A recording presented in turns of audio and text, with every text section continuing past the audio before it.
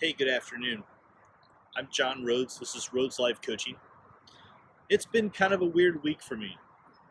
Um, since the passing of Kobe Bryant on Sunday, I have had multiple conversations and even coaching sessions about the shocking loss of that young life from our culture, from our understanding of who we are as our own personal selves, and a hero for a lot of people.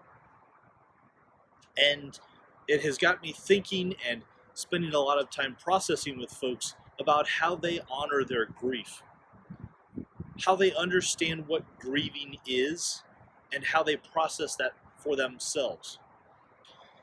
So, taking a couple plays from other celebrities, I have some requests for this week.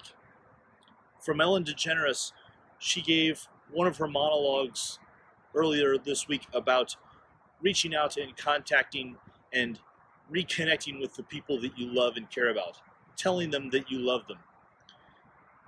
From Shaquille O'Neal, a couple days later, the revelation for him of losing such a close friend and admired co-worker, teammate, of the revelation for him of not wanting to hold on to grudges.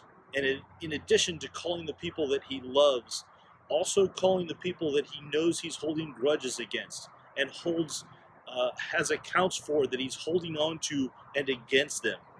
And calling those people and telling them that he's letting go of that and it's not worth holding on to that grudge for him or for them. And finally, my ask of what is it that you grieve about? What is it that you are still processing and struggling with? Do you understand the stages of grief? Knowing what they are and what stage you might be in on any given topic. Grief is about loss, and it's possible to grieve anything. I've mentioned that in other videos before of having to grieve the loss of quitting smoking, or having to grieve the loss of an addiction. There's something lost that it needs to be replaced with that might be healthier, but there is still a loss. We see children and they have to learn that dropping their ice cream or letting go of a balloon is an amount of loss. So what are the things that you grieve about, and how are you processing them? How do you understand them? Because if they aren't being processed through the stages of grief, they will stay in your body, they will be bottled up emotions, and they will possess your thoughts in ways that are not healthy and that can be carried forward for long periods of time. My ask this week is to contact those that you love and tell them that you love them. Reconnect with those that mean the most to you.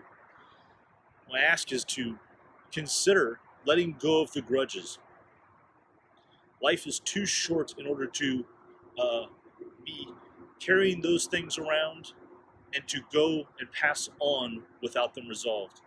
And finally, looking at the things that you grieve: the loss of a relationship, the end of a marriage, the death of a loved one, the loss of a pet, filing bankruptcy, the end of a career, retirement, the types of things that create a gap in our lives that we lose something of. What stage are you in, and is it possible that you need to reach out to someone to talk about that, or that you need to ask for help?